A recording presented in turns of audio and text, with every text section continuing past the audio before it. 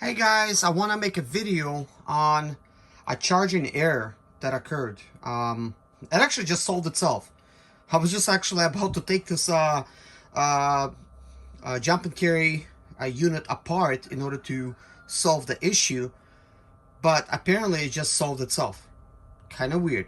So here's what was happening. When I actually plugged the unit in so I could actually charge it, it was displaying a charge error 3 on the display here. And I didn't know what it was, so I just, I unplug it, plug it in, plug it up again, unplugged it, plug it up again.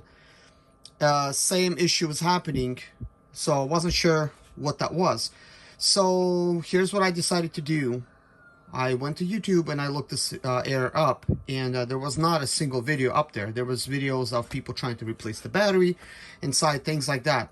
So then I Google searched the issue, and what I found is charge error 3 is not even in a manual. I mean, I don't have a manual to it. Probably have it somewhere. I don't throw really nothing away, but people on the reviews on Amazon where I bought it, they wrote that they had the same issue. And there were some responses indicating that the charge error 3 could be the result of the battery that's inside here. It's below dead and it's no longer accepting charge, and this is why charge error 3 would happen. So the fix for that would be to replace the battery, and that would actually solve the issue. Now, the problem that I believe that I was facing is I actually plugged this unit up to my four-wheeler battery, because that battery ran dead, and I just left it basically charging. And then what happens is I left this thing charging like overnight. But then when I came to the four-wheeler battery was dead because one of my kids actually tried to start it and they left the key in the on position. And so it drained the battery fully on the four-wheeler, and this was still connected to the battery, so this battery was completely drained as well. So this could have definitely been the result of the charge error 3, that my battery is completely dead. Oh look, and then now it's showing full. Look at that. So it was showing that it was charging, and now all of a sudden it's full. I would really not believe that. Like, how could this be full? You see, it's showing full right now. So this is definitely incorrect. So let me see if I could just unplug this in the back. Let's see if I could just, I mean, it's showing 10.3 volts. At least it's showing something, because this was not responsive. It was actually not working. Let's see if the voltage is gonna start dropping. I mean, shoot, actually, what am I doing here? So I have this thing connected to the leads here. So I mean, it's just metal little pieces here, but it's probably giving off some charge. Look how fast the battery voltage is dropping. Look, 9.4, 9.3, 9.2. I mean, it's just dying, like standing still. So you could definitely see I did have an issue with this thing, so it did not want to charge. So I was gonna try to give you guys a solution to try to solve this issue, and that is, if you still have the charge error 3 message indicating on your unit, take a long screwdriver, and I believe it's a Phillips head. Usually everything's a Phillips head, and just remove all the screws in the back. Take it apart, and the battery is simple. It's simple to remove.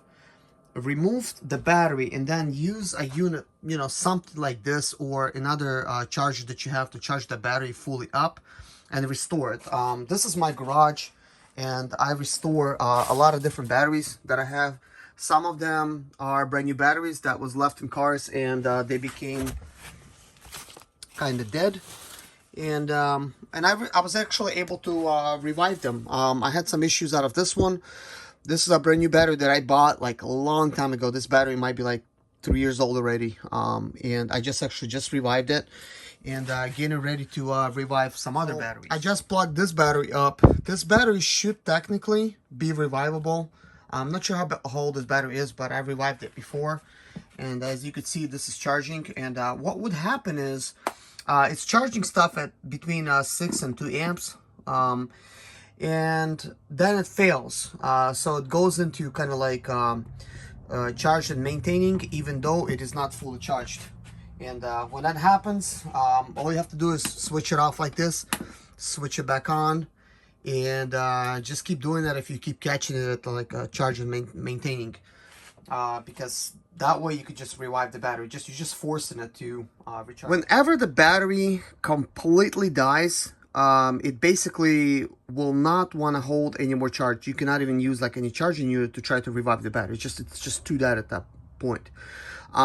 You can kind of trick it by using some other leads and connect it to another battery. That way it could, you know, charge itself up a little bit, and then you could use a unit like this to revive it. But I've always had luck just by simply connecting this unit that I bought at Walmart.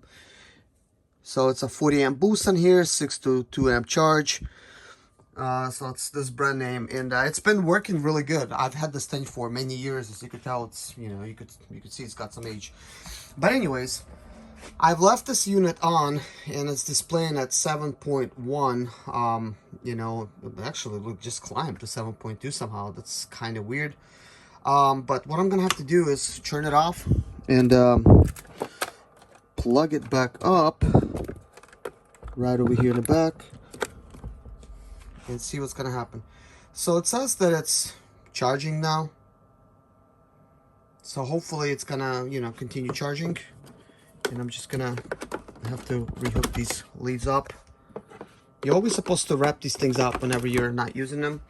But anyways, guys, I'm just gonna leave it at that. I mean, here I thought I'm gonna be making a video on taking this unit apart and charging up the battery. I'm so surprised now it's charging.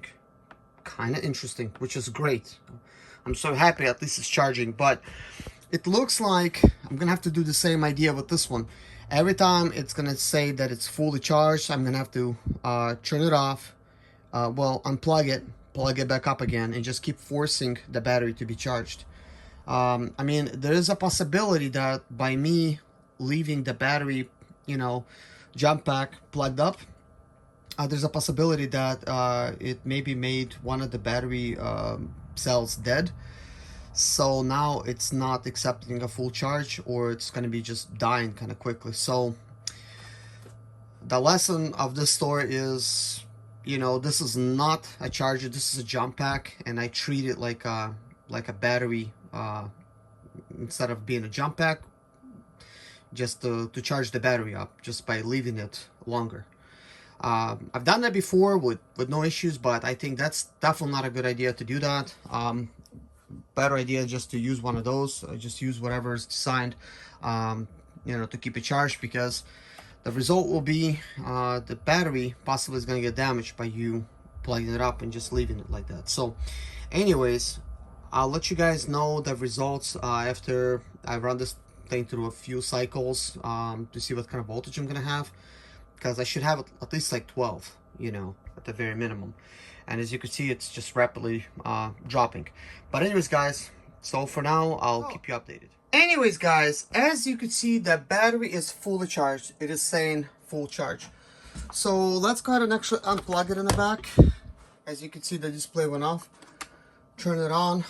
It's 13.4 volts. Not bad. Here's what I'm going to do, guys.